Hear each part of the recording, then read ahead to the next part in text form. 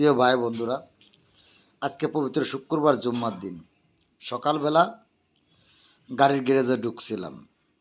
এই শীতের কুয়াশার ভিতর মানুষ যে কী কষ্ট করে জীবন জীবিকার জন্য, তার বাস্তব দৃশ্য আমি দেখে আইছি, আপনাকেও দেখাবো।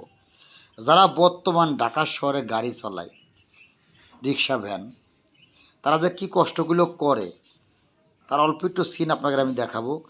আমি ভিডিও ধারণ করেছি আপনাকে দেখানোর জন্য। দেখুন, যদি ভিডিওটা ভালো লাগে অবশ্যই কমেন্টে বলে যাবেন। ভাই, আমরা রিক্সাওয়ালাদের কষ্টের ভাগ নিই না, আমরা উঠে গালাগালি পারাপারি করি। কিন্তু ভাই আসলে দেখুন, দুইটা ভাই হাওয়া নষ্ট হয়ে গেছে বলে হাওয়া দেওয়ার জন্য কী কষ্ট করতেছে, কিন্তু এনাদের কষ্টের ভাগ কিন্তু আমরা নিই। 10টা টাকা চাইলেই আমরা গালাগালি করি। ভাই এগুলো করা ঠিক না।